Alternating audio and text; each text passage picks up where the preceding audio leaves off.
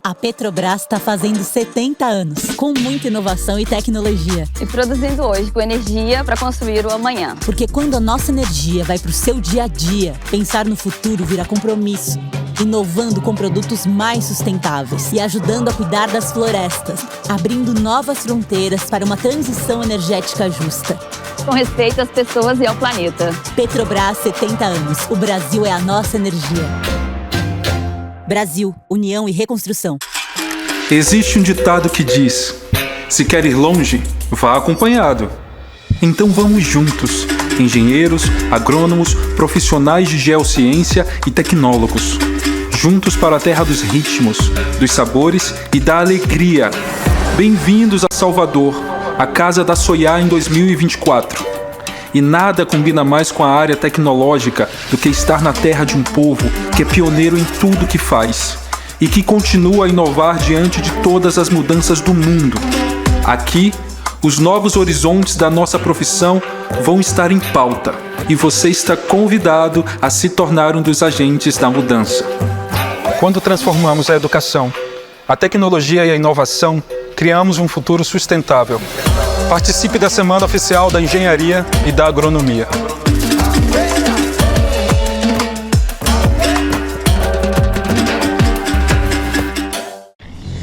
Ei, você que tem umas ideias na cabeça para o seu negócio, o Sebrae tem um recado. Ei, ei, estamos aí pro que der e vier. Ei, ei, estamos aí pro que der e vier. Estamos aí pelo site, pelo app, pelo zap, pelo 0800 e estamos aí também pessoalmente. Sempre que quiser trocar umas ideias sobre o seu negócio, conte com a gente. Precisou? Estamos aí pro que der e vier. Sebrae. Tem na Caixa Vem muitas vantagens, facilidades. Traga sua conta, abra um sorriso que tem. Tem na Caixa Vem crédito fácil, tem muito prazo e condições diferenciadas. Vem, vem. Tem na Caixa Vem. Já sabe, né? Tudo que você precisa tem na Caixa. Vem! Consolidando-se como eventos de destaque nos setores metal mecânico, petróleo, gás e energia, essas feiras com alcance nacional têm um crescimento contínuo, reforçando sua posição no mercado, distinta por serem espaços dedicados à inovação tecnológica e networking. Atraem os principais investidores, fornecedores e compradores do país, sendo reconhecido pela mídia especializada como uma das 5 feiras industriais mais importantes do Brasil. Sob o tema Conectar, Inovar e Transformar, são realizados nesta edição 12 painéis temáticos e 49 palestras. A área total da feira atingiu 20 mil metros quadrados, representando um aumento de 10% em comparação com a edição anterior, contando com a participação de mais de 330 marcas expositoras. Considerando os investimentos previstos no Brasil de mais de 922 bilhões e no Espírito Santo de 105 bilhões no período de 2024 a 2028, a realização desta 17ª edição da MEC Show e a 12ª edição da ES Oil Gas Energy se revela fundamental para impulsionar o desenvolvimento tecnológico dos fornecedores, ampliar a visibilidade das oportunidades e seus meios de absorção, promover o relacionamento entre fornecedores e compradores e divulgar as competências. Esses eventos desempenham um importante papel, proporcionando um ambiente propício para o intercâmbio de conhecimento, estimulando o avanço tecnológico, aliando-se às demandas e oportunidades de negócios. Para mediar este primeiro painel, gostaríamos de convidar o senhor Evandro Millet. Evandro é consultor, palestrante e articulista em inovação, empreendedorismo, gestão e negócios. Escreve uma coluna semanal no portal ES 360 e é âncora do programa semanal sobre inovação na Band News e na TV Capixaba, da Rede Band. Bacharel em matemática pela UNB, mestre em informática pela PUC do Rio, MBA em administração pela Fundação Getúlio Vargas no Rio de Janeiro. Foi diretor da FINEP, presidente da Dataprev, diretor do Sebrae Espírito Santo, presidente do IBFES, Atuou como empresário em TI, qualidade, gestão e meio ambiente, é investidor, mentor e captador de recursos para startups, além de conselheiro de empresas. É o atual presidente do CIDMEC, o Centro Capixaba de Desenvolvimento Metal Mecânico. Condução agora com Evandro Meire. Obrigado, Marcos. Bom, o nosso painel hoje é sobre indústria 4.0, inteligência artificial, a ideia de se contar os casos, né, que as grandes empresas passam aqui. ArcelorMittal, Suzano, Samarco, Vale, vão nos contar aqui como é que estão vendo essa discussão toda da indústria 4.0 e, eventualmente, a transição e a utilização da inteligência artificial. Eu acho que não se pode negar o papel que a inteligência artificial teve depois da entrada da ChatGPT do mercado, há um ano e pouco atrás, que isso modificou muita coisa. O que se discutia de indústria 4.0 até algum tempo atrás eram braços robóticos, talvez, e agora você tem visão computacional, você tem internet das coisas e, principalmente, de forma avassaladora, a inteligência artificial. E a ideia aqui é começar a conhecer isso. Eu me lembro que ano passado nós fizemos um evento sobre indústria 4.0, tinha pouca gente. Agora aqui já dobra, isso mostra o estágio que nós estamos e o estágio que esse ambiente, que essa informação e essa inteligência artificial tomou e assumiu no mundo, no Brasil e aqui no Espírito Santo também. Bom, para começar eu gostaria de chamar aqui o Robson Ribeiro, eu vou chamar os quatro de uma vez aqui. O Robson Ribeiro Moisés, que é gerente-geral de TI, automação e transformação digital do segmento de aços plano da ArcelorMittal, que possui uma longa trajetória na empresa, tendo ocupado posições nas áreas de mercado, metalurgia, manutenção, planejamento e logística, é engenheiro metalúrgico, pós-graduado em engenharia da qualidade e administração e possui cursos de especialização em gestão empresarial e instituições renomadas. Obrigado pela presença, Robson. Se quiser sentar aí. O microfone primeiro é seu, mas eu vou chamar os outros ainda.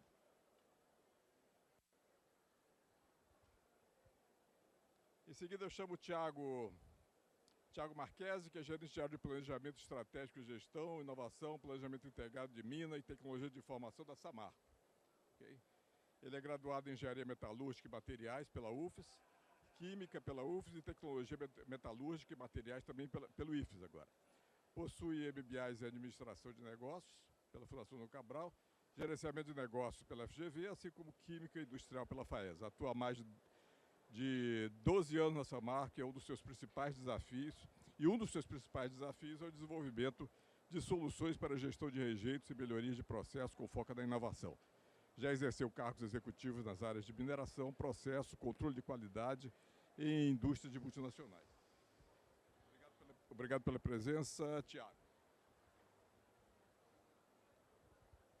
Em seguida eu chamo o Fabrício José da Silva, da Suzano, graduado em Química e mestre em Tecnologia de Celulose e Papel pela Universidade Federal de Viçosa, especialista em Gestão de Negócios pela Fundação Dom Cabral e Executive Development pela Northwestern University, Kellogg University of Management.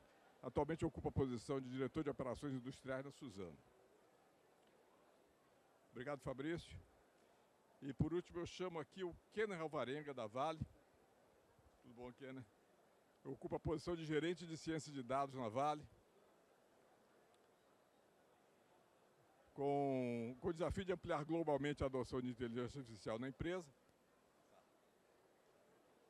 O desafio de ampliar globalmente a adoção de inteligência artificial na empresa é formado em Ciência da Computação na FAESA, com mestrado em Engenharia de Produção da UFMG, possui mais de 20 anos na indústria de mineração, com experiência internacional na Ásia, em China e Singapura, coordenando pela tecnologia o programa estratégico CDI ou COI Global? COI Global. COI Global, que visa otimizar os processos integrados da cadeia de valor da Vale. Acumulou experiência em diferentes áreas, como operações, tecnologia de ferrosos, marketing, tecnologia da informação. Atuou como líder de tecnologia para o programa transformacional de Briquettes. Ok? Muito obrigado pela presença. Então vamos dar início logo, cada palestrante terá 20 minutos, depois nós vamos fazer um pouco de debate dentro do possível de tempo. Às 5h30 nós vamos ter a abertura oficial da feira aqui, então, nesse próprio auditório. Então nós vamos terminar às 5h30 com certeza, tá ok? Robson, com você a palavra. Boa tarde, pessoal. Tem É um prazer. passador aqui, vai ser rápido.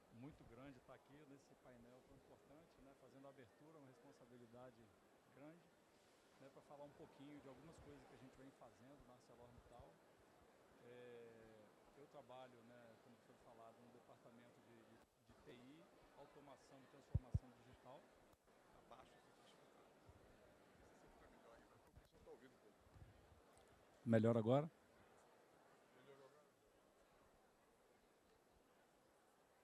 Não, ok.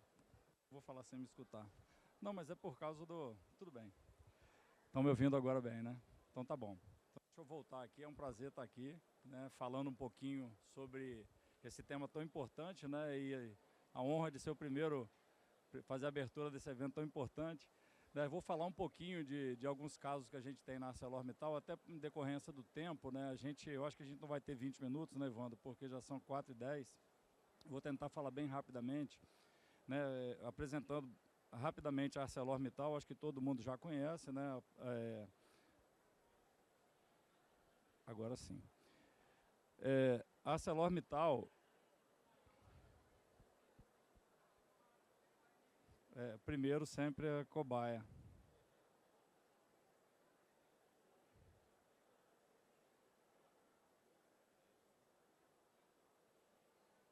Aqui é meu. Então, vamos lá. Aula dada, vamos lá. Então, a ArcelorMittal, muito rapidamente, né? A ArcelorMittal é uma empresa mundial e aqui no Brasil tem a presença em vários estados aí da federação, né? Nós temos os segmentos de aços longos, mineração, aços planos, centro de serviços, bioflorestas, né? E eu trabalho aqui no segmento de planos, aqui na planta de Tubarão, né? Nós temos 4 unidades operacionais grandes, né? Uma aqui em Vitória, uma em São Francisco do Sul, a Vega. Em Contagem, nós temos um centro automotivo e temos, recentemente, a gente adquiriu a planta de Pecém, no Ceará, e temos algumas joint ventures aqui com a Gonvarri e a Perfilor, que é uma empresa que faz painéis metálicos. A ArcelorMittal, o segmento de planos, nós temos o programa de transformação digital chamado Inovis, eu acho que a maioria daqui já deve ter ouvido falar. E muito rapidamente, né? Por que é um programa? Porque a transformação ela é lenta, né? A novidade chega, a gente vai aprendendo e vai se transformando devagarzinho. E o Inovis, o programa Inovis, ele tem 4 pilares fundamentais, que é dar resultado, né? Não adianta você inovar, transformar só para dizer que você está na moda. Ser um agente de mudança de cultura, né? As novas gerações estão chegando, a gente tem que fazer essa transição dentro da empresa. A gente tem que contribuir. O programa de transformação, a gente quer transformar a ArcelorMittal numa empresa inovadora e que seja reconhecida por isso, e também desenvolver os ecossistemas onde a gente está inserido, né? Então a gente tem uma presença muito forte com startups, com academias, com institutos, né, visando desenvolver o Espírito Santo. Nós somos membros da MCI também, né, e a gente procura contribuir dentro do possível para o desenvolvimento do Espírito Santo. Muito rapidamente, tá, gente? Eu não vou falar de conceitos, né? Mas a indústria 4.0, basicamente, ela traz as tecnologias, né, da nova revolução industrial, da 4ª revolução industrial, e a inteligência artificial, ela proporciona que as máquinas conversem entre si, né, usando dados, né, e aprimorem os resultados e melhorem os processos aos quais eles são aplicados, né? A gente tem várias aplicações da IA na indústria 4.0, né, mas eu queria falar basicamente dos desafios, que é a integração desses processos, né? A gente é uma empresa a nossa empresa tem 40 anos, então a gente precisa integrar todos os processos, isso é difícil de fazer. A segurança dos dados é um absurdo de como que evoluiu, né, o cybercrime, né? E é uma das indústrias mais lucrativas do mundo, né, da casa de trilhões de dólares. Então a gente tem sempre que estar muito conectado com a segurança da informação, né? Cada endpoint, cada IoT, cada sensorzinho que comunica com a internet é uma porta de entrada. E para fazer isso com segurança é muito caro, né? Infraestrutura de TI, a infraestrutura para fazer inteligência artificial, a infraestrutura da indústria 4.0 é muito cara. Então esse é um grande desafio para as empresas, né? Então, feita essa introdução, o primeiro caso que eu queria apresentar é um caso que a gente usou para identificar o produto, né? Aqui na planta de Tubarão a gente produz placas de aço, né? placas que são lingotadas, né? A gente funde o metal, né, o aço, e transforma ele numa placa, e depois essa placa é laminada numa bobina. Né? Então, a gente tem um problema, né, que é a temperatura muito alta, e quando a placa está saindo, ela é um produto que tem que ter uma rastreabilidade, ela precisa ser identificada. À medida que ela sai numa temperatura muito quente, ela sai como aparecendo ali nessa figura do canto superior esquerdo. Então é muito difícil para um homem ver naquela luminescência toda, né, aquela radiação toda, ele ver se a identificação da placa está correta. E isso, além disso, ele tem que estar exposto a uma temperatura mais alta, né, isso é um trabalho ininterrupto, porque o processo é contínuo. Né, então a gente tinha um problema, né, a gente usava uma pessoa para poder ficar ali monitorando essa identificação. E, obviamente, que o processo ele tem muitas variáveis e se você não fizer um controle de qualidade muito bem feito, você acaba tendo problemas de identificação, podendo mandar um produto defeituoso ou um produto diferente daquele que o cliente comprou. Então, a gente tinha uma dor, né, como é que a gente iria fazer um sistema de reconhecimento. A gente começou a desenvolver internamente. O primeiro desafio foi achar uma câmera com a qualidade que a gente precisava, porque é uma câmera que tem que filtrar a luz, né, e deixar basicamente um espectro preto e branco, para poder ficar bem claro. Então a gente encontrou essa câmera no mercado, né, uma câmera que tem um filtro de infravermelho. Esse filtro, essa tecnologia mesma que foi usada no telescópio James Webb, se eu não estou enganado no nome. Mas então já começou com esse desafio tecnológico. Né? Depois a gente precisava de ensinar para a inteligência artificial o que era uma placa, o que era uma face de uma placa. Né? E a gente começou a desenvolver internamente um sistema, mas como eu falei, o sistema tem muita variabilidade e você começa a ter informações incorretas ou até mesmo uma defasagem em função da latência da internet. E o processo ele é contínuo, então as coisas têm que acontecer no momento exato em que estão ocorrendo.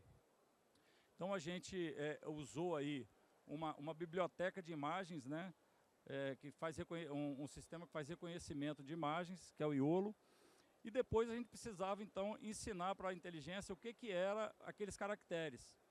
Né, e a gente desenvolveu, usando uma tecnologia da Microsoft, uma tecnologia para poder fazer reconhecimento de caracteres em papel. Né? Nem a Microsoft sabia, mas o nosso pessoal que trabalha na ArcelorMittal é muito bom tecnicamente. Né? Alguns deles estão sentados ali. E eles desenvolveram, então, a aplicação para que essa tecnologia reconhecesse os caracteres da placa. Né? Essa marcação na placa ela é feita com um eletrodo de cobre. Então é muito difícil ver a olho nu, né? Aquela primeira foto lá ilustra bem como é que é o processo. E com isso a gente conseguiu resolver esse problema. Né? Eu vou mostrar aqui num filminho. Aqui ó, é a placa como ela sai. Então ali o primeiro software, o primeiro modelo, né? Ele está reconhecendo que aquilo ali é uma placa, né? Uma face de uma placa. E o segundo aqui já é o operador. Né, a placa está passando ali, ela tem os caracteres, o sistema já vai fazer o reconhecimento, né, e o operador vai checar e vai ver se está tudo bem, se confere com o sistema dele de planejamento da produção, se confere com aquilo que saiu na prática. Em conferindo, ele vai fazer uma checagem agora, deu o joinha lá verde, significa que o caractere bateu. Tá certo? Então isso aí proporcionou tirar pessoas de uma área insalubre, né, de alta temperatura.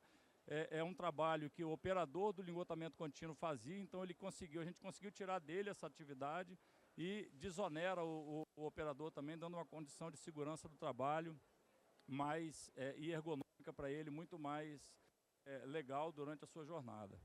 Então esse foi um primeiro caso. Eu vou passar muito rapidamente pelo segundo caso, né, porque eu acho que você já deve ter visto em alguma das feiras que a gente participa, esse cachorrinho. Esse cachorrinho aí é um robô com pernas, né? E ele está fazendo uma inspeção nos berços de bobinas, a quente. Esse pátio é um pátio de bobina quente, a temperatura aí é acima de 300 graus. Né, para um ser humano poder fazer a inspeção nos berços, aí é impossível. Então a gente usa um robô com inteligência artificial, visão computacional. Ele está fazendo ali, ele está olhando. Os berços das bobinas são aquelas cunhas que a bobina está apoiada em cima. apesar de ser metálico, com a temperatura e o peso elevado, uma bobina dessa pesa em média 25 toneladas, né? Então o esforço mecânico ali é sempre muito grande, né? Então o robozinho ele tá fazendo o papel aí que antigamente a gente não conseguia fazer, só conseguia fazer durante as paradas preventivas. No outro lado aqui tem um robô, uma mãozinha de robô no laboratório, mas esse aí já é mais comum. Aqui, para a gente terminar, não sei como é que eu estou de tempo, aí tem alguém controlando meu tempo? Aqui é um caso de segurança com pessoas, né? No grupo ArcelorMittal, no mundo inteiro, né, a gente tem, infelizmente, o grupo ArcelorMittal está presente em 60 países, né? Ele tem mais de quase 200 mil empregados, né? Tem plantas aí diversas, né? E, infelizmente, a gente acaba tendo acidentes com atropelamentos, né, com máquinas móveis, com veículos, né? Então, teve um desafio muito grande no grupo de desenvolver soluções para poder evitar atropelamentos. Então, eu estou mostrando essa linha do tempo. Essa é uma solução que a gente desenvolveu na nossa usina de Vega, lá em São Francisco do Sul, né? E a gente fez na metodologia ágil, né? Em menos de 2 meses, a gente conseguiu sair de um problema e achar uma solução que é escalável, que é industrializável e que já está implantada em 8 empilhadeiras em Vega e vai ser implantada em 2 em Tubarão agora no mês de agosto, né? Então, a gente procurou, através da visão computacional e da inteligência artificial, aquele primeiro, no dia 18 de março, ali onde está escrito iRedZone, a RedZone foi um sistema de visão computacional desenvolvido pela nossa engenharia e o nosso pessoal de tecnologia, né, para poder identificar pessoas e alarmar, atuar junto com as máquinas para que elas não se movimentem na presença de pessoas, tá? Então o pessoal pegou essa tecnologia, falou, como é que a gente coloca isso numa empilhadeira? Nós pegamos câmaras de mercado, né, câmaras ali, tem um caminhão ali com uma câmera, a gente pegou câmaras de alta tecnologia, né, mas que são de mercados, e através de alguns processadores também de mercado, a gente construiu um protótipo, né, onde a gente conseguiu transformar esse software, que ele era estacionário, né, transformar ele num sistema de visão computacional em 360 graus, que ele foi implantado na empilhadeira, né, e ele comunica com o sistema da empilhadeira, e à medida que a empilhadeira se aproxima de uma distância de uma pessoa, a gente ensinou para a inteligência artificial o que é uma pessoa, a gente ensinou para ela se essa pessoa está de capacete, se não está de capacete, se está de luva, se não está de luva. Você pode ensinar o que você quiser para a inteligência artificial. Então, a gente treinou esse modelo e a gente conseguiu fazer, então, uma solução que a gente chamou de iMoveSafe, que é aqui, ó, nos nossos galpões, né, a gente tem muita gente transitando nos galpões e aparece gente de todo lado, né, e o operador de empilhadeira, muitas vezes, ele tem uma visão limitada. Né, cabe falar aqui que essa não é uma solução inédita, né? Muitos de vocês já devem saber que existem no mercado soluções similares a essa.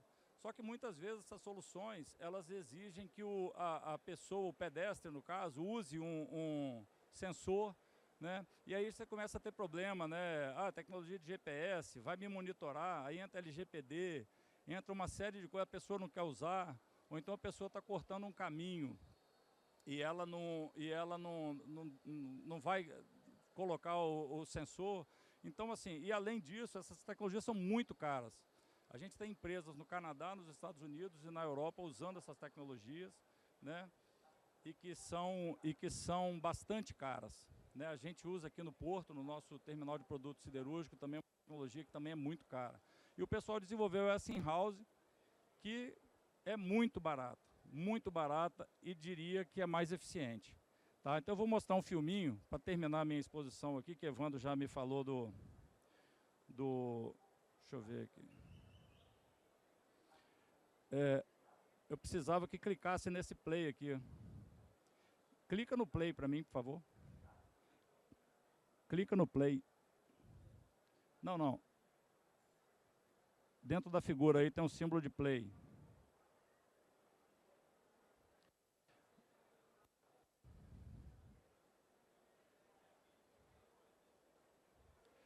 O som. Isso tem um som, tá, gente?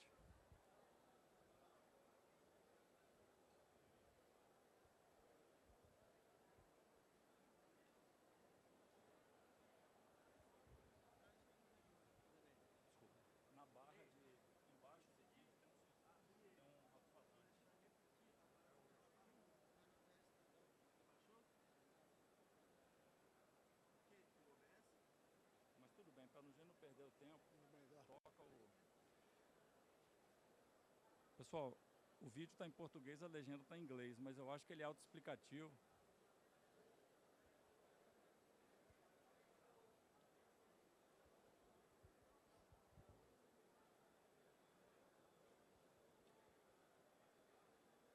Obviamente que a gente fez testes com os modelos, né?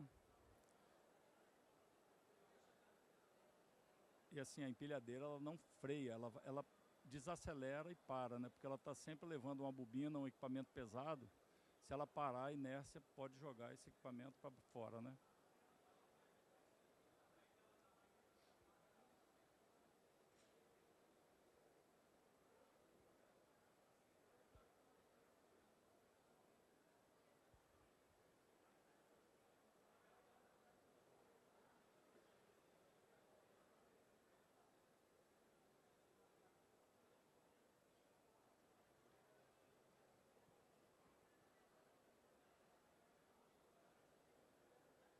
Travou.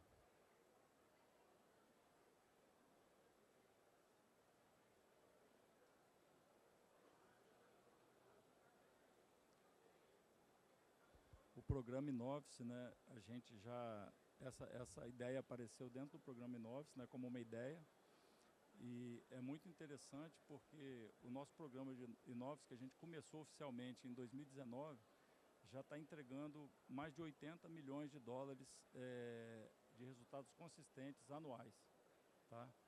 Então, assim, é uma pena, a gente apresentei 2 casos, mas a gente tem milhares de casos dentro da usina hoje e muitas coisas que partem dos próprios empregados, né, e que são desenvolvidos por eles mesmos ou pelo ecossistema que nos suporta.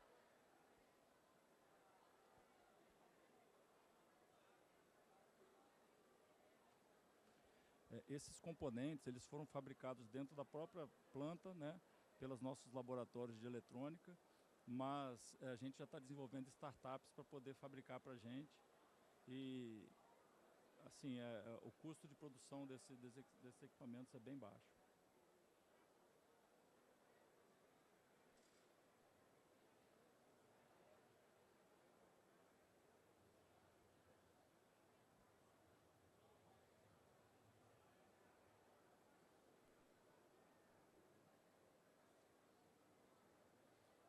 Bom, eu acho que pelo adianto do tempo aqui, gente, o objetivo era mostrar a solução, né? E sem o som fica ruim. Bom, obrigado, Robson. Obrigado, pessoal.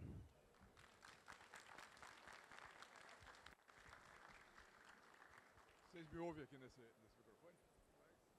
Bom, obrigado, Robson. Vamos ver então o Marquese, da Samarco, contando seus cases aí. Obrigado, Evandro. Só começar, né, que eu não consigo falar sobre a Celona.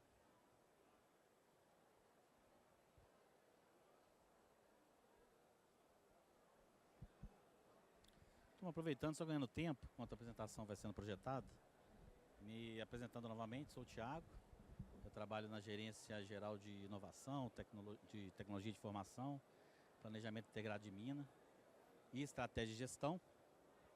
Nas regras do jogo, a gente podia convidar um fornecedor, já vou até adiantando ali, tem um outro nomezinho junto comigo, é o Felipe Morato, que está aqui, a gente vai dividir o palco, até para mostrar essa parceria importante, TITA, Tecnologia de Informação e Tecnologia de Automação. Bom, gente, aqui está estruturada a apresentação, eu vou começar falando rapidamente sobre a Samarco. A Samarco, ela tem 46 anos de história, pessoal, e ela é uma cadeia integrada. Acho que o principal objetivo desse slide é justamente mostrar que a gente tem desde a mina, produz a pelotinha, né, aquela bolinha de minério de ferro, e a gente tem um porto próprio. Do lado esquerdo, do lado esquerdo, fica na unidade de Germano, em Minas Gerais, do lado direito, aqui no Espírito Santo.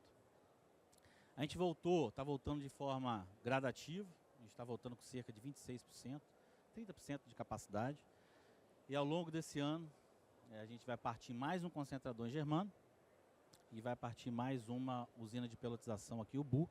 Então esse número de 26%, na verdade 30% de capacidade atual, ele vai pular para 60%. Tá? Aqui o objetivo não é falar de missão, visão, propósitos e valores. É simplesmente destacar algumas palavrinhas-chave que estão declaradas na nossa missão, visão, por aí vai. Então, inovação, fazer uma mineração diferente e sustentável. Gente, nada disso seria possível, vocês sabem muito bem disso, sem o pilar da tecnologia. Então, é justamente o link que eu faço com essa apresentação. Então, a tecnologia tem tudo a ver com aquilo que essa marca se propõe, enquanto missão, enquanto visão, e principalmente no propósito de fazer uma mineração diferente. E pensando nisso, a gente trabalha alguns traços culturais na organização e eu fiz o destaque ali em inovação, justamente para fazer esse link com a palestra de hoje, que é justamente sobre tecnologia. Então, falar de fazer algo, falar de fazer inovação, falar de fazer uma mineração diferente, sem falar e sem trabalhar em tecnologia, vai ficar tudo mais difícil. Não é só isso, mas a gente sabe a importância e a relevância da inovação, e por isso que é um traço cultural que a gente está trabalhando. Turma, processo produtivo. Então, falar de tecnologia, você precisa entender o contexto da Samarco. Então, aqui está o resumo do processo produtivo da Samarco. Do lado esquerdo, nós temos, então, a unidade de Germano, localizada no estado de Minas Gerais. E do lado direito, a gente tem a unidade de Ubu, localizado aqui no Espírito Santo, no município de Anchieta. E o que conecta essas duas usinas é justamente o mineroduto. E embaixo, eu só quis dar a dimensão das operações unitárias que a gente tem nessas unidades, tá? Então, a intenção não é passar por elas, mas a gente extrai o minério, tem mina própria, e a gente produz a pelotinha, que no final, que vocês estão vendo na direita ali, é um porto próprio, que a gente consegue exportar a nossa pelota. Aqui é só para dar uma dimensão, então, do tamanho da Samarco. Então, como eu comentei, a gente atinge 60% da capacidade, vai ter uma apresentação específica sobre isso aqui no Mac Show. Só que é só para dar uma dimensão, então a gente tem 3 usinas de concentração em Germano no total, e tem 4 usinas de pelotização em Ubu, e temos um porto próprio. Mas como é que é feita a tecnologia na Samarco? Ou seja, as áreas têm autonomia, cada um vai fazendo seus próprios desejos, enfim, no final tudo se converge? Não. E aqui eu vou dar justamente uma breve explicação de como é que é feito o processo, a governança da tecnologia dentro da empresa. Aqui é o nosso mapa estratégico. Mais uma vez, a intenção não é explicar o mapa estratégico, mas é para falar que a gente tem um norte. Eu sei onde eu estou e eu sei onde eu quero chegar. E eu sei os desafios que compõem meu mapa estratégico. Então, como é que isso fala com a minha tecnologia? Justamente tangibilizando esses desafios em planos de negócio, que é o que eu estou mostrando nesse slide aqui. Na Samarco, a gente tem 3 planos de negócio. Então, a estratégia ela é traduzida em 3 planos de negócio.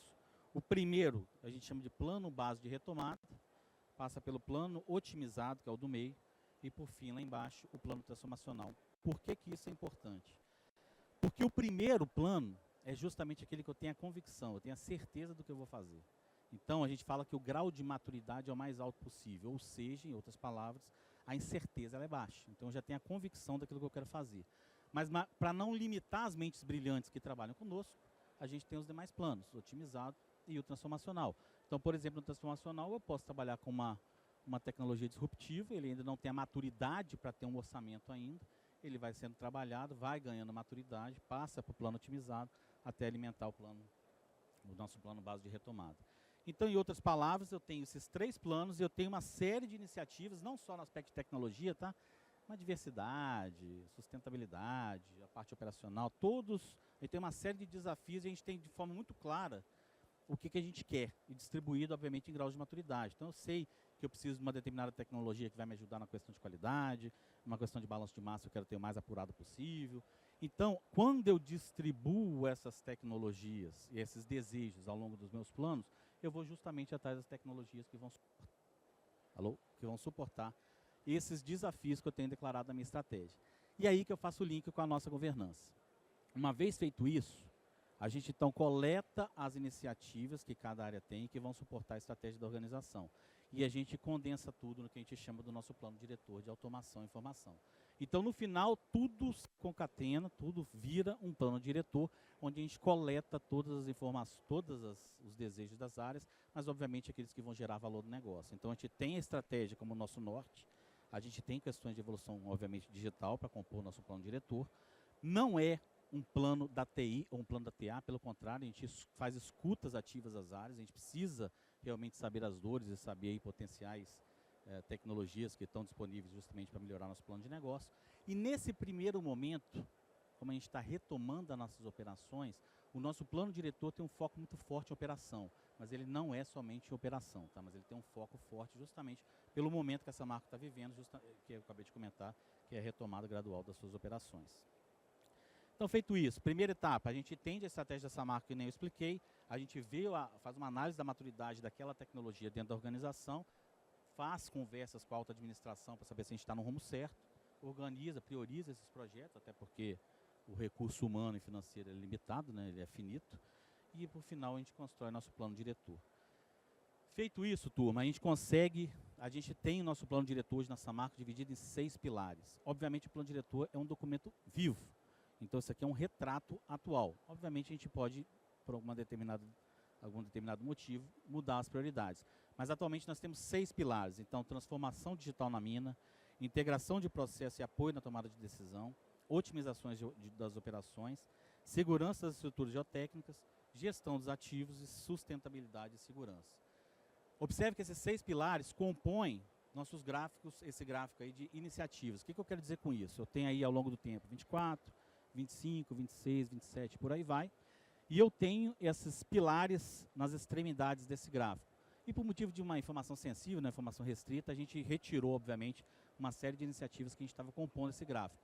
Mas eu deixei alguns ao longo de 24, porque vai ser apresentado aqui pelo Morato, e para vocês terem uma noção. Então a gente sabe muito bem onde a gente está e aonde a gente quer chegar, dividido por pilares. E esses aí que estão aparecendo são alguns dos quais eu vou fazer agora o privilégio de convidar o Morato para que ele venha aqui e explique alguns casos de sucesso que a gente tem nessa marca. Por favor, Morato.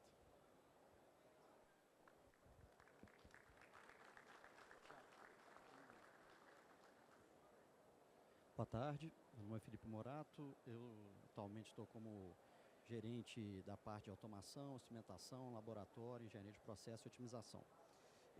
A gente vai dar uma passadinha aqui de exemplos concretos que já estão funcionando na prática, principalmente na parte operacional, mas também nas áreas de apoio da Samarco. E dito isso, antes é importante falar como que é o nosso modo de trabalhar nas operações, principalmente no nível tático operacional. Então a gente trabalha no centro de operações, com o centro de operações integrados, que é sempre visando, né, o máximo, o ótimo global, nunca o máximo local. E com isso a gente consegue aumentar a sinergia e conseguir trabalhar que cada operação unitária ou cada processo a gente tem uma otimização ideal, né, em todos os aspectos, seja de qualidade e, consequentemente, de consumos e eficiência operacional.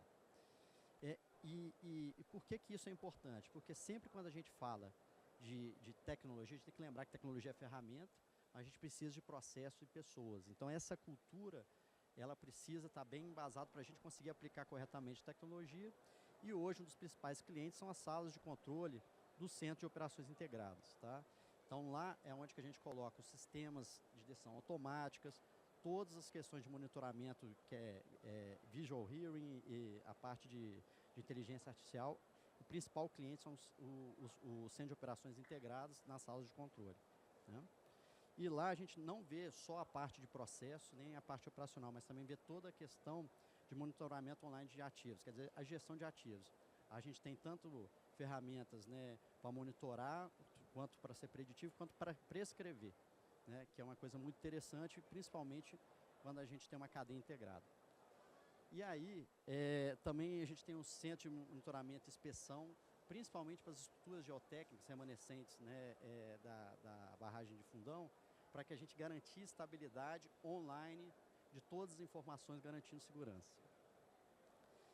E aí a gente vai falar do que é específico, é basicamente o foco nosso em aplicação da inteligência artificial, né, para dar retorno para as nossas operações e para o nosso negócio, tá?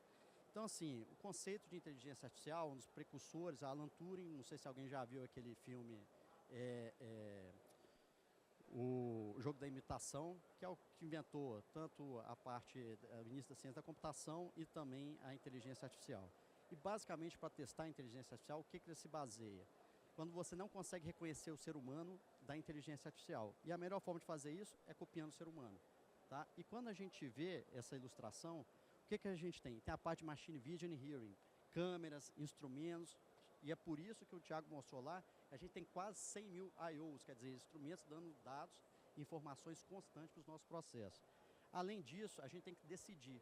E a melhor forma de fazer isso são com algoritmos, né? Redes neurais, lógicas fuzzies, que é o que a gente aplica na prática. E mais do que isso, a gente tem que aprender para criar novas regras e efetivamente otimizar os processos. Hoje está muito na moda o ChatGPT, né, foi até falado, aí é a parte que a gente chama da inteligência artificial generativa. Essa sim a gente está evoluindo, mas a gente tem que tomar um cuidado, porque ela não é precisa, ela é probabilística, né? E a gente está indo para esse caminho também, e quem sabe um dia fazer um engenheiro artificial. E aí, vamos falar de cases concretos, né? Hoje a gente sempre fala de sistemas de decisões automáticas, tá? Lá em inglês se chama APC, Advanced Process Control, a gente chama de SCAP, são sistemas de controle automatizado de processo, que basicamente, para quem conhece processo, ele tem a função de reduzir variabilidade. Reduzindo a variabilidade, a gente descarboniza, a gente diminui aumenta a eficiência energética, a gente produz mais e diminui custo. E como que isso funciona na prática? A gente pode até falar da forma, mas é como se fosse o piloto automático do carro. A gente não fica mais acelerando e freando, acelerando e freando. A gente faz de uma maneira suave, consistente, para que assim a gente consuma e produza mais. Consuma menos e produza mais. E assim, a gente tem nos nossos processos produtivos que o Thiago mostrou, a gente tem 9 processos que hoje é automatizado as decisões, tá? Não é botar set point, é basicamente decidir quais são os inputs, qual que é a velocidade, e eu vou mostrar aqui para vocês exemplos concretos disso. Então, dentro do nosso processo, uma parte muito importante é a cominuição, que basicamente a gente precisa diminuir a granulometria para que consiga separar a sílica do ferro. E para isso a gente tem que diminuir o tamanho da partícula sem gastar excesso de energia. Esse daqui diminui a variabilidade da granulometria dos moinhos, tanto primários e secundários lá de Germano. Esse daqui para mim é um dos meus favoritos, por quê? Porque ele combina Visual Hearing com a parte de lógica fuzzy. Basicamente, ao invés de você colocar um operador para ficar olhando, né, tamanho de bolha, velocidade, o cara olha 1, 2 bolhas. A gente vê todas agora de maneira consistente e isso garante para a gente o mais importante dentro da qualidade, que é a química do nosso material.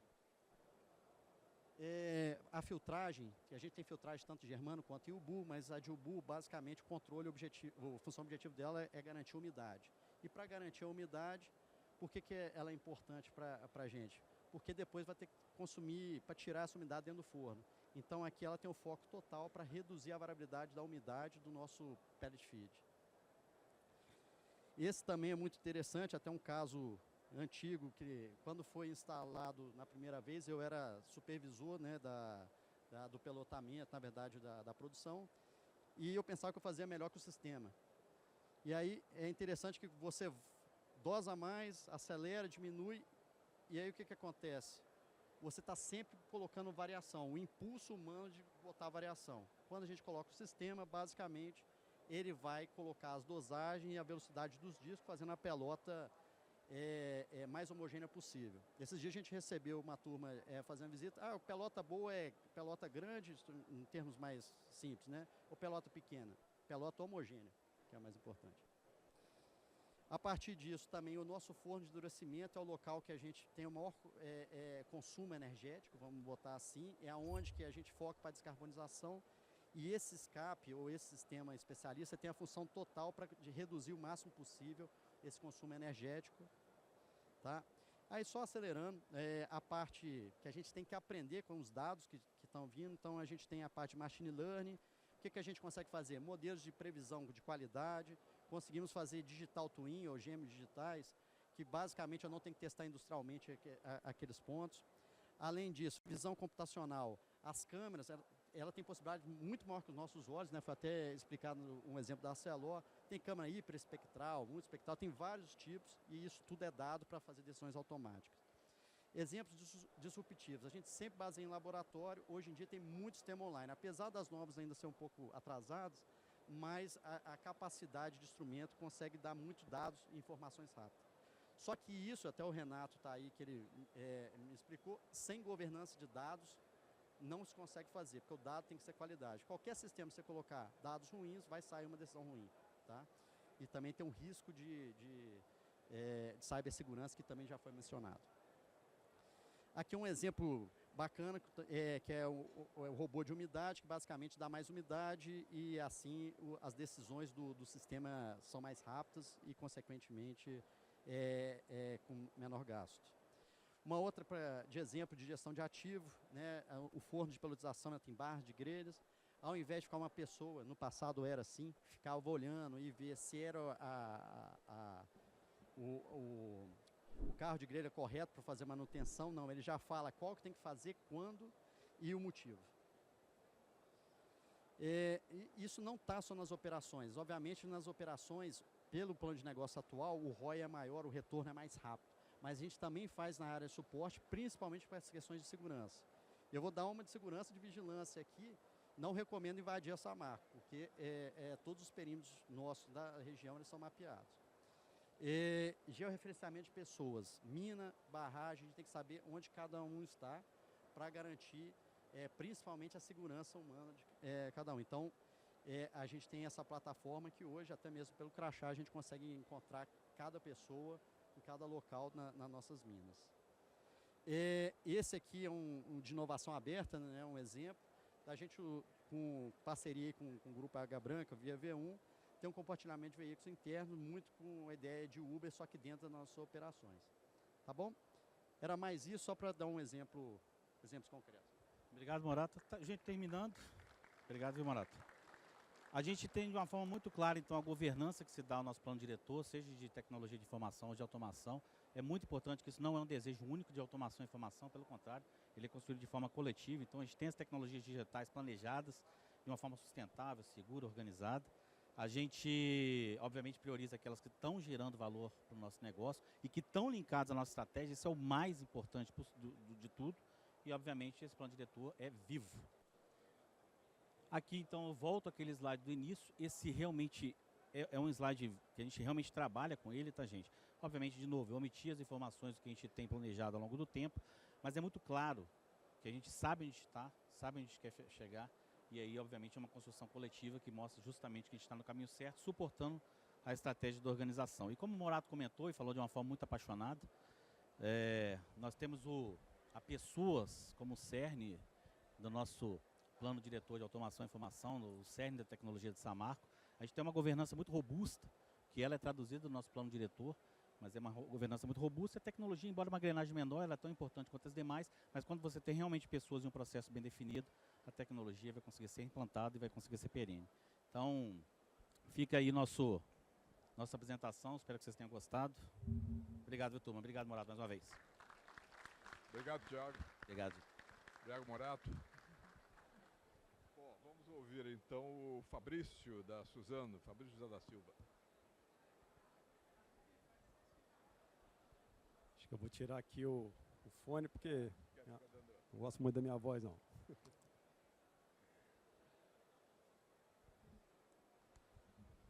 Pessoal, uma boa tarde a todos e a todas presentes.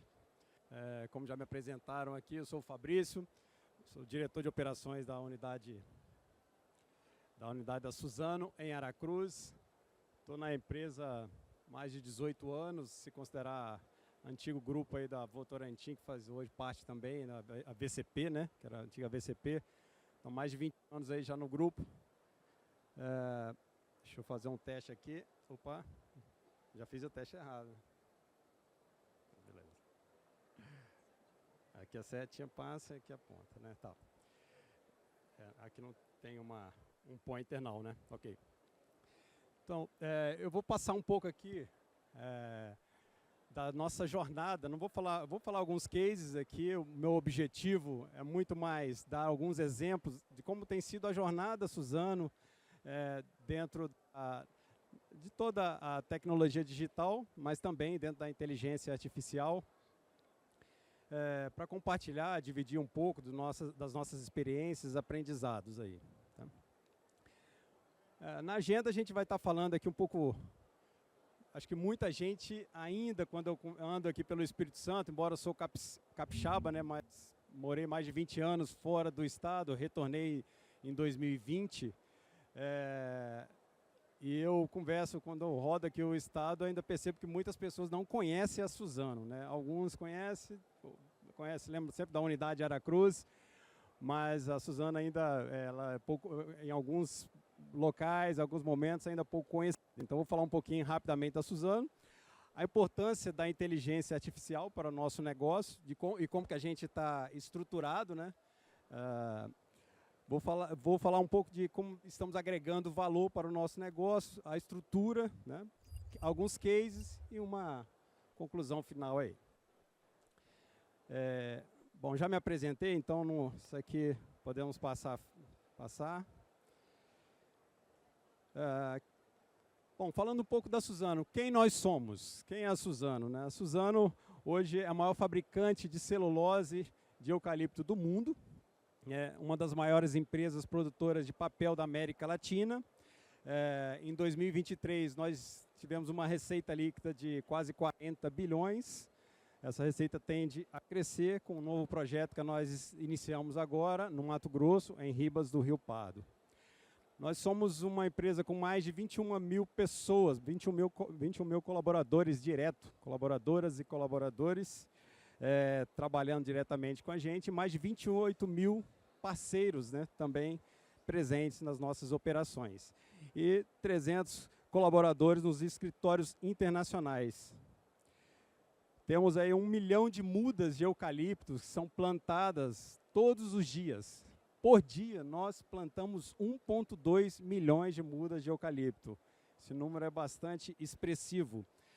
Dentro das nossas áreas plantadas, né, nós temos uma área de 1,6 milhões de hectares, que são áreas plantadas. E mais quase a mesma quantidade, com 1,1 milhões de hectares, de áreas de preservação. Áreas que são totalmente preservadas, com o objetivo de preservar a biodiversidade e com várias ações aí. E no Brasil nós temos 13 fábricas, uma joint operation, que é a Veracel, que 50% Stora Enso, 50% Suzano. E também hoje na Finlândia a gente já tem a Woodspin, né? Uma empresa, uma joint venture entre a Suzano e a Spinova, que é uma empresa que já produz a celulose microfibrilada. A gente chama de MFC, a celulose destinada principalmente para aplicação em tecidos, né? E nosso objetivo é cada vez mais substituir algumas fibras para fibras de fonte renováveis, como a fibra de eucalipto, ok? Falando um pouco aqui do nosso negócio, hoje nós temos uma capacidade produtiva de 13,45 milhões de toneladas anos. Aqui já está incluso uma planta nova que acabamos de startar com 2,55 milhões de toneladas de capacidade em Ribas do Rio Pardo, no Mato Grosso. Produzimos 1,2 milhões de toneladas anos de papel e embalagens, né? O papel cartão. E bens de consumo, nós temos uma capacidade produtiva, é um negócio relativamente novo na Suzano. Nós iniciamos em 2017, tanto em Mucuri, onde eu fui o diretor de operações lá por alguns anos, e em Imperatriz produzimos hoje, atualmente, com outras aquisições, 280 mil toneladas ano de bens de consumo. O que é bem de consumo? É o tixo, nossos papéis higiênicos e absorventes, né?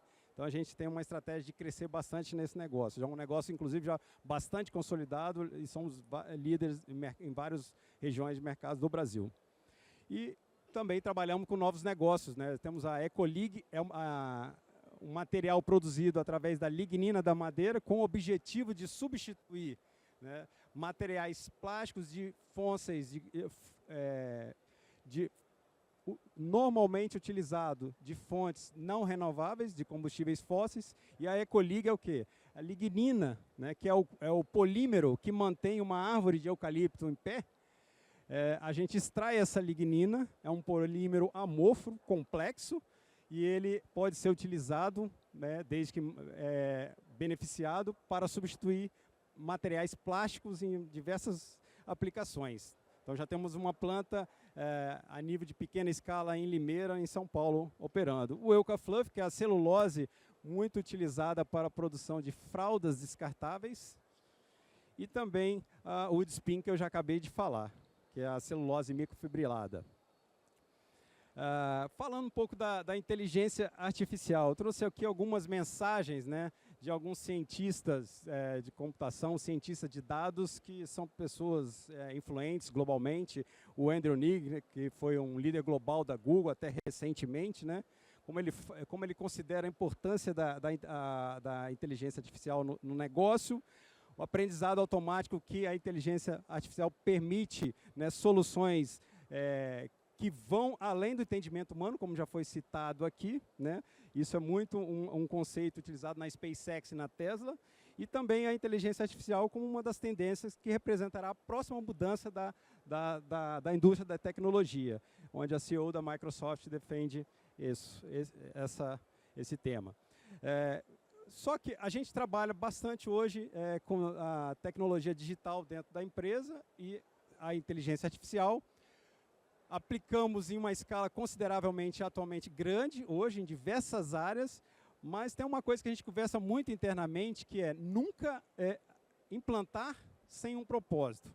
Porque a inteligência artificial também, ela por si só, acaba se gerando muito trabalho, porque gerar diversos controles, diversas aplicações, também demanda de pessoas, demanda de uma energia muito alta para a gente controlar e gerir isso.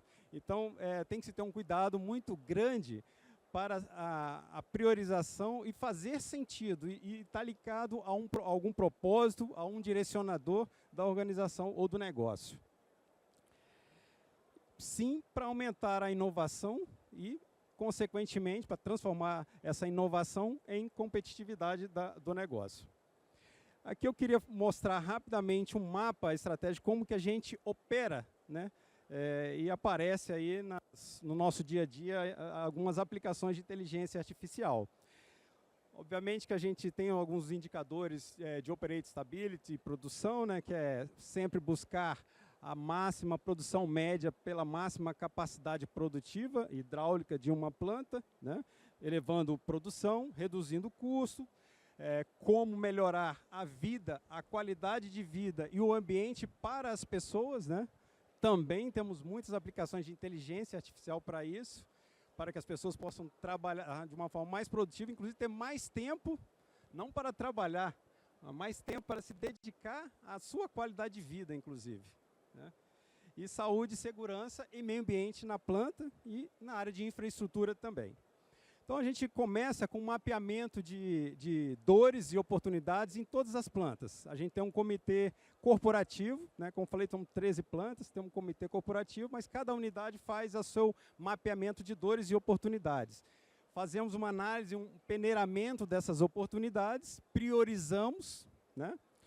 Depois definimos algumas rotas de soluções para aquelas dores que fazem sentido. De novo, né? Tem que passar por um funil. É um funil da inovação, um funil da otimização muito rigoroso para não colocarmos energia em coisas que não vão mudar o ponteiro, ou talvez coisas que não são tão prioritárias nesse momento. Porque não falta ferramenta, não falta ideia, não falta aplicação hoje, né?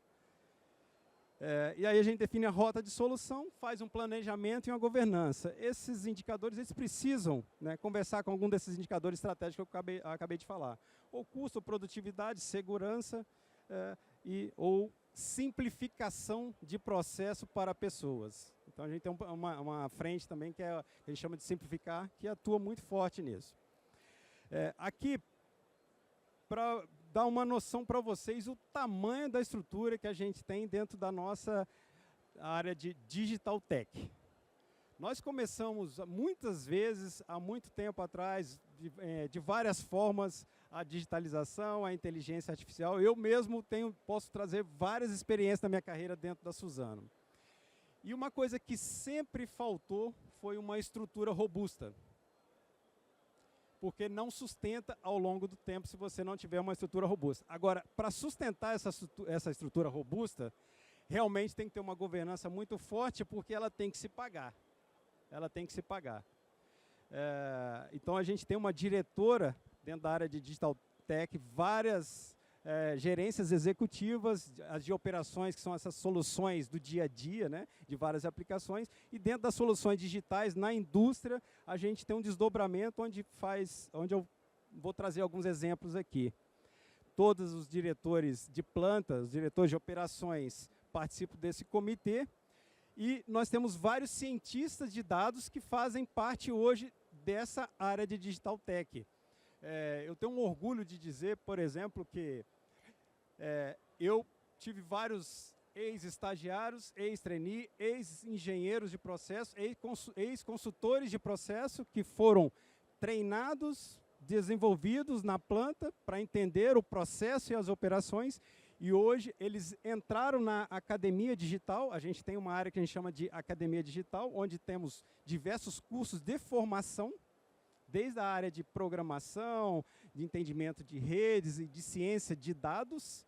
Essas pessoas se interessam, se matriculam nos programas, fazem as avaliações e tem a oportunidade de escolher a carreira de cientista de dados. Obviamente que aqueles que têm aptidão, paixão e destaque, né, eles hoje ocupam posições dentro da área de Digital Tech como cientista de dados. Eu tenho vários ex-engenheiros hoje lá, que inclusive conhecem o meu processo. E conhece o processo de transformação da madeira até a celulose, conhece todo o processo industrial. Isso faz uma grande diferença na hora que você vai pensar numa aplicação. A pessoa conhece o processo, só que hoje ele é um cientista de dados, hoje ele só trabalha com dados. Então é um grande diferencial para a gente. E é uma estrutura grande e robusta. Aí eu vou trazer agora alguns cases aqui, o Thor Metanol. A gente tem uma mania lá, uma turma que gosta de dar nome a alguns projetos, de alguns nomes dos deuses mitológicos lá, e esse aqui é o Thor, mas vocês podem imaginar, tem vários outros nomes mitológicos que levam o nome de alguns projetos nossos. O Thor Metanol, a gente tem o metanol, ele é gerado dentro da nossa planta como um subproduto da evaporação do licor negro. O licor negro é o licor residual do cozimento da madeira, né? Rico em lignina, né? E a lignina, como tem vários grupos metoxílicos, gera o metanol naturalmente no processo de evaporação, né? Separação. E esse metanol antigamente era muito queimado na caldeira como um objetivo de incineração. Hoje ele é cada vez mais utilizado e de forma otimizada nos fornos de cal. Então a gente queima metanol. Eu tenho 3 plantas de produção de celulose só aqui na unidade de Aracruz, são 3 fábricas de diferentes cidades, de mais de 40 anos uma unidade aqui, né? E complexo, estão vários tanques de processo, e para unificar esse subproduto que é o metanol em vários tanques e depois queimá-lo nos fornos de cal como um combustível, né? Aí eu elimino o uso de gás natural, ou reduzo o uso de gás natural, ou reduzo o uso de óleo combustível, dependendo do tipo de forno de cal, através da queima do metanol.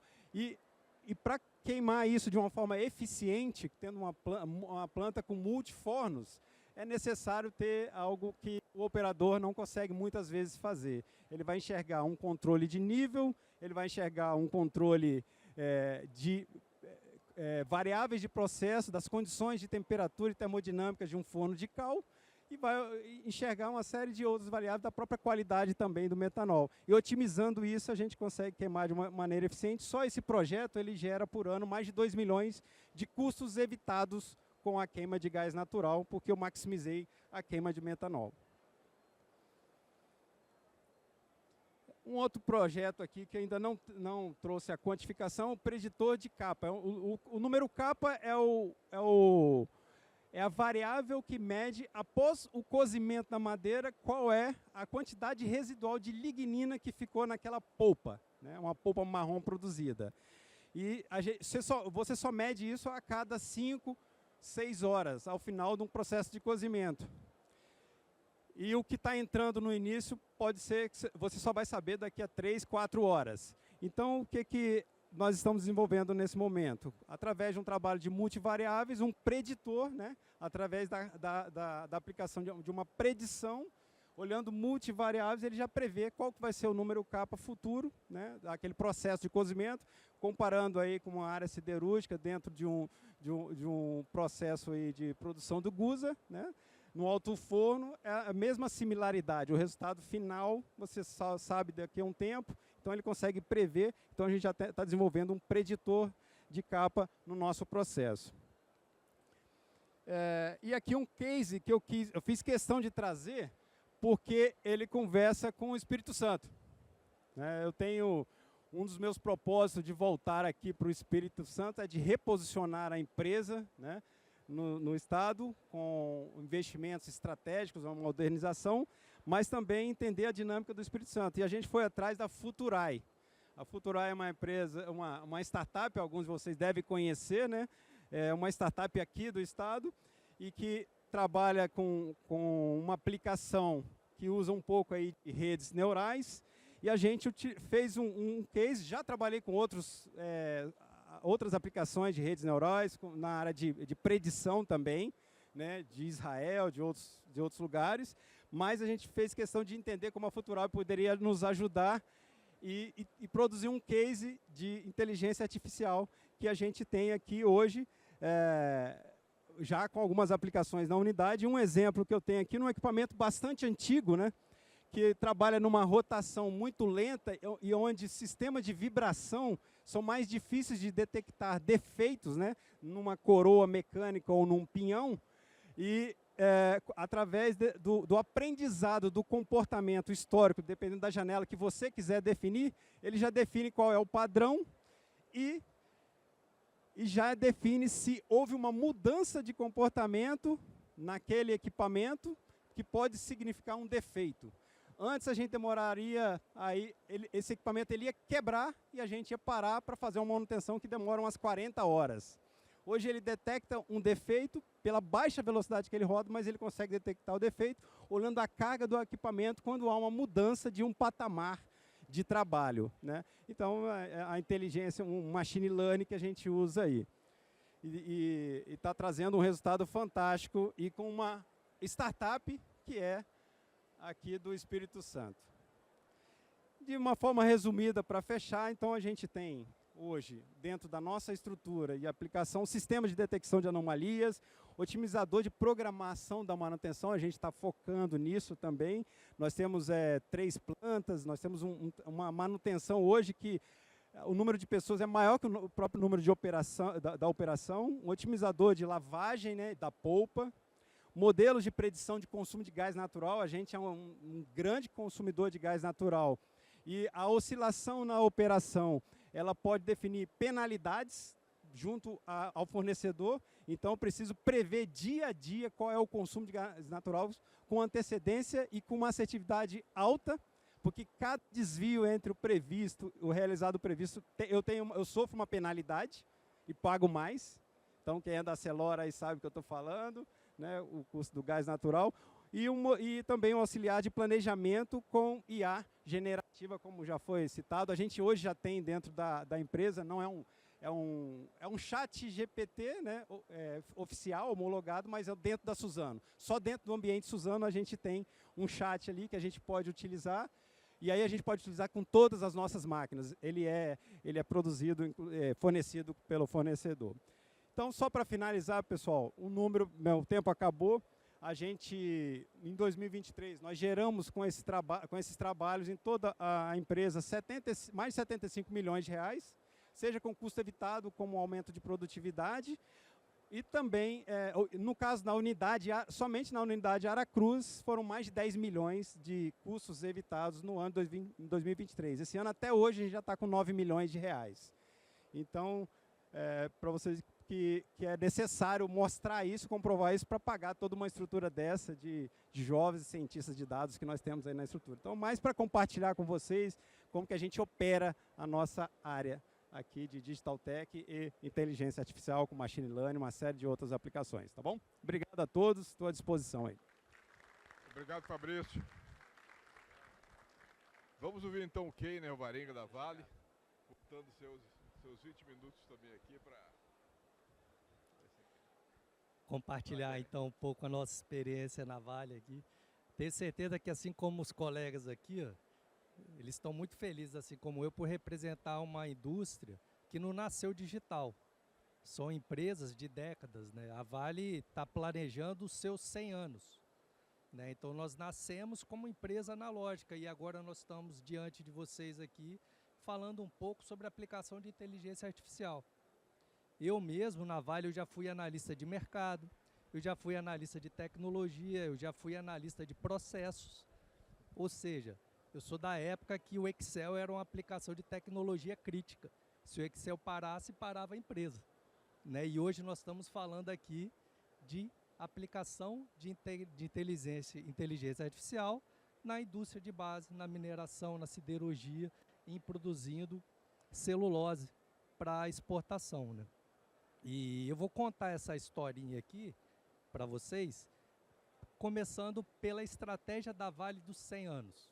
Então, como eu falei, uma Vale, uma mineradora, que já está planejando os seus 100 anos, aplicando agora a inteligência artificial e publicou para a comunidade como um todo uma historinha representada num único slide, onde foi possível, em função de um cenário base que foi definido, entender qual que é a evolução do seu negócio, como que a Vale, em parceria com seus clientes principais, com a siderurgia, vai desenvolver produtos de grande impacto nessa jornada de carbono zero. Nessa jornada de transição energética, como que a Vale vai se posicionar? Como que ela vai conduzir essa história, além de identificar que os recursos naturais não são eternos e a gente precisa reaproveitar, incluindo a mineração recircular na jornada e soluções baseadas na natureza. Ela identificou novas formas de fazer negócio e identificou muito bem as suas alavancas. Como que nós vamos evoluir daqui para frente para que na Vale dos 100 anos nós possamos impactar. E não é uma estratégia simples. No meio dessa estratégia nós temos um produto, que é o briquete, uma aglomeração a frio, onde a gente revoluciona a indústria de aglomeração. A pelota, como a Samarco produz e a Vale também, que já é um produto de valor agregado, ela consome muita energia. Para conseguir aglomerar o minério de ferro, nós precisamos fazer isso em torno de 1.350 graus Celsius. Então, é muita energia que é despendida. Para produzir o briquete, nós conseguimos produzir briquete a 200 graus Celsius. Nós conseguimos produzir o briquete numa temperatura equivalente à que vocês conseguem obter na airfryer da casa de vocês. Para chegar numa estratégia dessa, muita conta foi feita. Muitos cenários foram avaliados. Imagine se nós tivéssemos que fazer isso sem o auxílio de dados, sem o auxílio de ferramentas muito mais avançadas que o Excel. Então, o nosso pontapé inicial para essa conversa aqui é dizer que para uma indústria evoluir de forma sustentável, hoje o dado é fundamental. E governar o dado é matéria obrigatória para qualquer empresa. Tá? Seja empresas que já nasceram digitais, sejam empresas que, como as nossas, estão evoluindo há alguns anos. Né? E aí, para conversar um pouco de vocês, assim, a transformação digital é um exercício de aumento de competitividade contínuo, alavancado por dados e analytics. Para você conduzir bem esse processo, você precisa dominar muito bem a sua cadeia de valor. Você precisa entender muito bem do seu processo produtivo, do seu processo de distribuição, de marketing. Disciplinas de precificação são fundamentais. Entender como está a sua concorrência em termos de custo de produção é fundamental para você tomar decisões que possam ser vendidas, que se desdobrarão em portfólio e possam ser vendidas no mercado para a gente conseguir gerar valor, seja para os nossos acionistas, seja para a comunidade. Além disso, você precisa entender como recursos humanos está encaixado nessa história, você precisa de gente. Nós somos feitos de pessoas, né? E é fundamental esse pilar. Pessoas, processos, tecnologia. Precisamos ter a tecnologia adequada. Precisamos da infraestrutura para garantir que essas pessoas tenham a segurança adequada para poderem operar, para se locomover. E precisamos também de garantir uma cadeia de suprimentos eficiente. Só dominando a cadeia de valor da sua indústria, você consegue definir muito bem qual é o landscape de tecnologia que você vai poder lançar mão.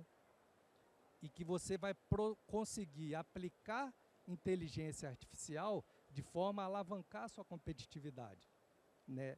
Na Vale, no diagrama da direita, o diagrama da esquerda eu gosto muito de um autor que eu super recomendo, que é o Shapiro, tá? Ele é um grande autor em termos de modelagem de cadeia de valor, de processos. Eu lancei mão do lado do gráfico da esquerda desse autor e ajustei um pouquinho com minha liberdade poética, tá? Do lado direito é um diagrama que nós montamos para priorizar as nossas ações, porque uma coisa é você contar no diagrama consolidado como é que funciona a sua cadeia de valor. Outra coisa totalmente diferente é você desdobrar isso em fluxos de valor, onde a vida da empresa ocorre. Então, na Vale, nós priorizamos no primeiro momento o fluxo na vertical, que é o fluxo de forecast to stock, é onde você planeja a partir de entender a sua demanda, como vai estar depositado o seu estoque em cada tempo do seu planejamento para atender os seus clientes, passando ali por processos produtivos, por processo de gestão de ativo, que numa empresa como a Vale, que tem 200 mil ativos, se você não tiver uma estratégia adequada, você vai ter que passar aperto. A Vale tem em torno de 200 mil equipamentos. Se você quiser definir uma estratégia de digitalizar e transformar isso e aplicar inteligência artificial nesse processo, você precisa ter uma estratégia bem adequada. São em torno de 50 mil equipamentos críticos na Vale, tá?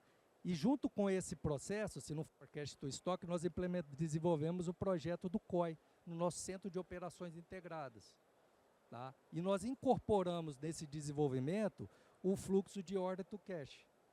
Então, nós identificamos nesse primeiro momento que atacando o fluxo de Forecast to Stock e o Order to Cash, quer dizer, onde nasce a demanda, o pedido do cliente, até você entregar e conseguir receber o dinheiro, esses dois eram os processos que fariam mais diferença na Vale no momento que nós começamos.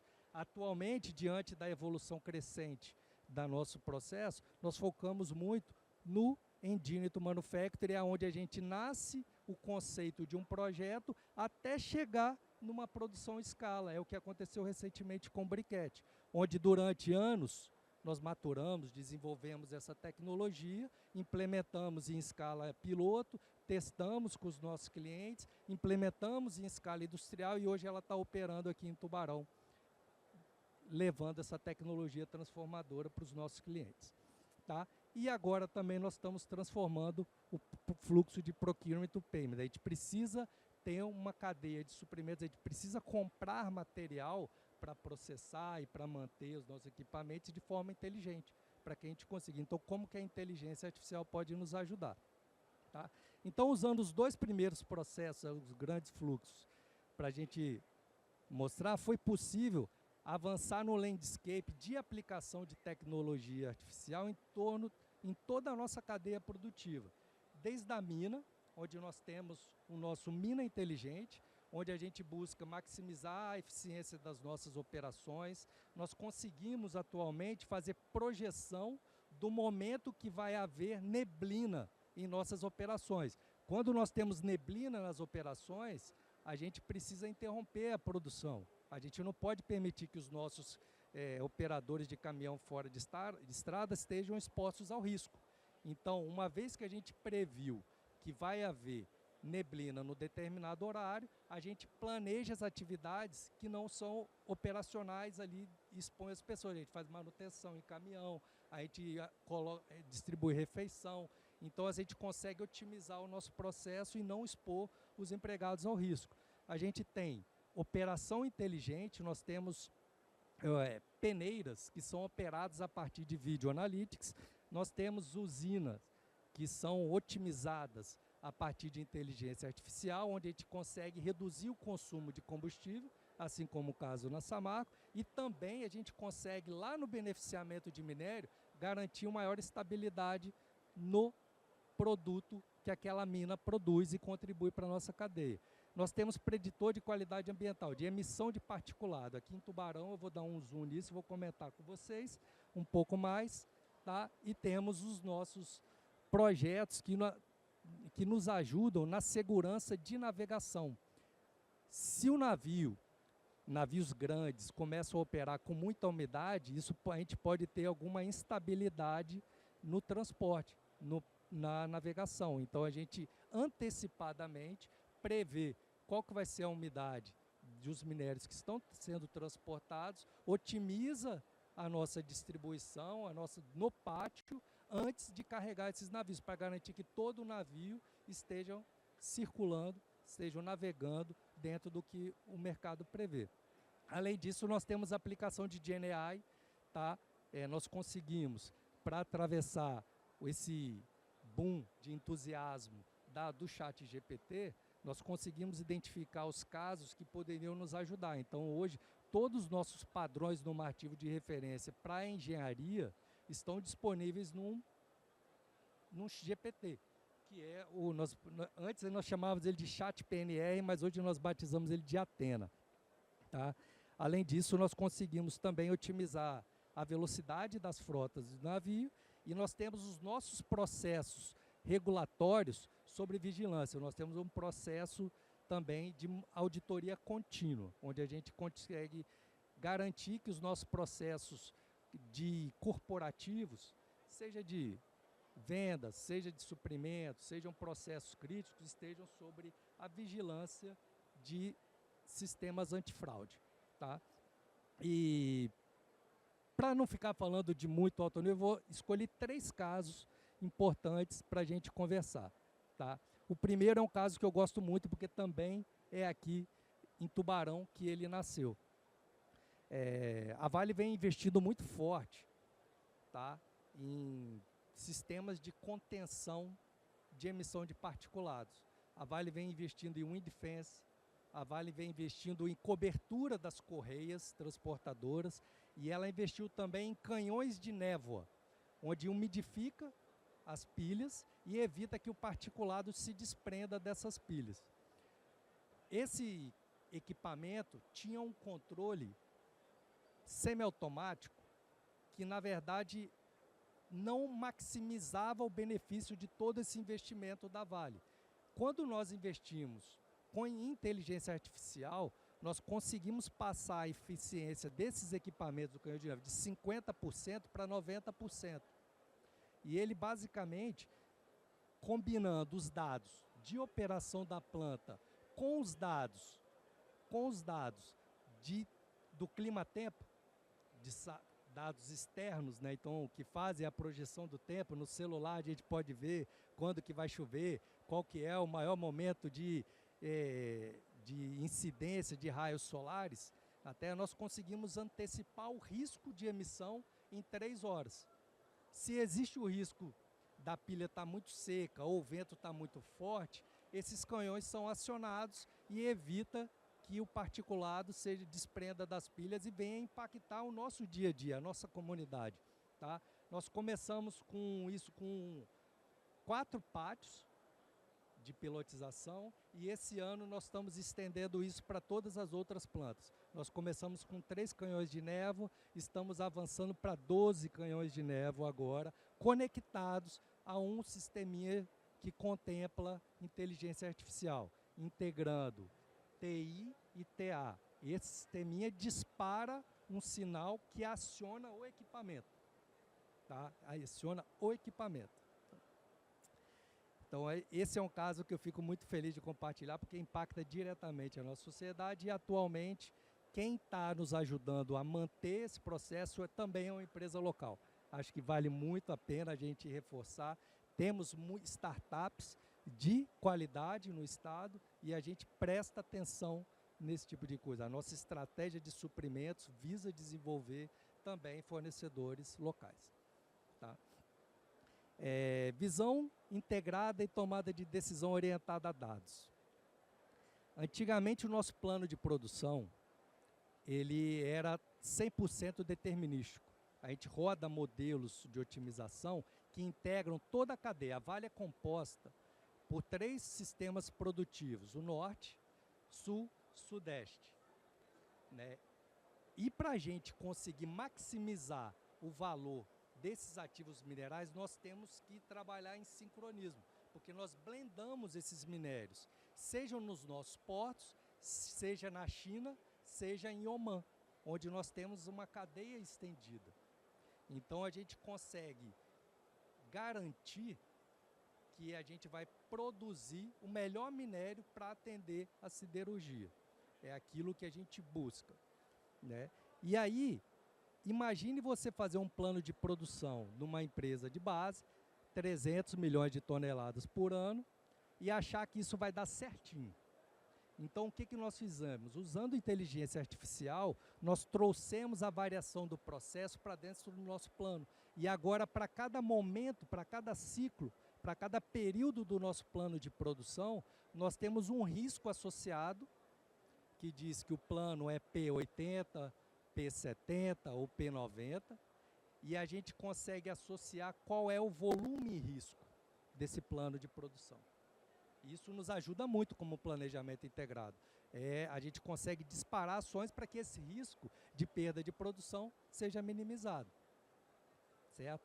Outro ponto que eu gosto muito é a manutenção e a operação do futuro, né? Nós vamos trabalhar muito nisso. Como eu falei, a Vale tem em torno de 200 mil equipamentos, 50 mil equipamentos críticos. Nós temos um CMA, um Centro de Monitoramento de Ativos, que a gente precisa cobrir, a gente precisa evoluir. E nós somos muito bons em resolver problemas específicos. Cada caso que entusiasma, né, é legal falar, só que se a gente quiser fazer a diferença na Vale com 200 mil equipamentos, nós não podemos resolver o problema de uma localidade. Nós temos que resolver o problema da Vale. Então, nós precisamos ganhar escala. Tá? Para garantir que a gente consiga evoluir ganhando escala, nós temos uma estratégia que nos desafia a desenvolver 6 capabilities importantes. O nosso modelo de entrega. Tá? Nós somos conscientes que no Centro de Inteligência Artificial nós não vamos conseguir resolver o problema da Vale sozinho. Nós queremos trabalhar com o negócio. Nós queremos desenvolver as pessoas do negócio para que nós consigamos trabalhar juntos. Precisamos destravar o dado. É a matéria-prima de tudo que nós estamos falando. Precisamos governar o dado. Precisamos empoderar as donas para que elas saibam qual é o dado, qual é o indicador importante para o processo de tomada de decisão naqueles fluxos que eu comentei. Tá? Tecnologia evolutiva. Nós precisamos ter uma arquitetura que seja capaz de absorver novas tecnologias. Quando surgiu o GenAI, que foi aquele boom, nós conseguimos encaixar como nós vamos evoluir aquilo e identificamos os casos onde tem potencial de impactar a Vale de forma muito positiva, né? Gestão de adoção, gestão de mudança e adoção, a gente precisa ter uma estratégia para que a gente consiga impactar as áreas o mais rápido possível, colhendo os resultados mais rapidamente. Tá? Habilidade de comunicação e articulação, a Vale tem um punhado de gerentes, milhares de líderes. Então, assim, eu preciso mostrar para aquele líder que vai receber um projeto a importância dele, porque eu preciso do comprometimento dele, para que aquela solução possa ser implantada com sucesso e a gente consiga coletar os resultados mais rápidos. Então, a gente articula essa estratégia o tempo todo na Vale, né? E formação de talentos. Nós temos uma trilha de formação de cientista de dados que vai desde o básico até um bootcamp prático, onde as pessoas conseguem exercitar os conceitos e aplicar da rotina deles. Nós temos médicos de segurança do trabalho que são formados em ciência de dados, tá? Formados por nós. E nós formamos nesse ano a primeira turma de cientista de dados em conjunto com o ITV e com a UFOP. E no ano que vem nós vamos lançar mais uma. Então, assim, nós estamos formando com pós-graduação reconhecida pelo MEC nossos próprios cientistas de dados, além da comunidade da onde a gente atua também, né? Então, assim, avançando com esses 6 pilares, nós acreditamos que vamos continuar ampliando a adoção de inteligência artificial e democratização de tecnologia na Vale, para tornar a mineração mais confiável, eficiente, segura e sustentável. Tá, joia? Essa era a historinha que eu queria compartilhar com vocês, tá certo? Muito obrigado aí. Obrigado, Keiner. Pessoal, nós temos um problema, porque como tivemos de começar um pouco atrasado, e vai ter a abertura oficial da feira nesse mesmo auditório. Então eu vou pedir desculpas a vocês, mas não vamos conseguir fazer os debates aqui. Eu acho que tenho certeza que todos eles estarão disponíveis aqui para a conversa particular aqui, eventualmente, aqui durante a feira e pelo menos aqui agora, não é isso? Acho que é possível, tá bom? Muito obrigado a todos, obrigado às empresas, muito obrigado e eu peço desculpa mais uma vez.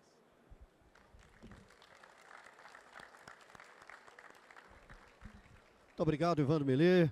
Agradecemos a participação de todos aqui no painel. Muitíssimo obrigado. Painel Indústria 4.0, Inteligência Artificial, casos de sucesso. Ainda hoje, aqui na Arena Mac Show, acontece a partir das 17h40, 17h45 aproximadamente, a solenidade de abertura da feira com a participação de presidentes, diretores e gestores das grandes plantas capixabas, ArcelorMittal, Petrobras, Samarco, Suzano e Vale. Dos novos players no estado, a BW Energy, ES Gás, Imetama Energia, Prio e Ciacrest. E autoridades governamentais e de entidades de classe. Haverá também o lançamento do programa ES Mais Gás com o governo do Espírito Santo, ES Gás, Grupo Energisa.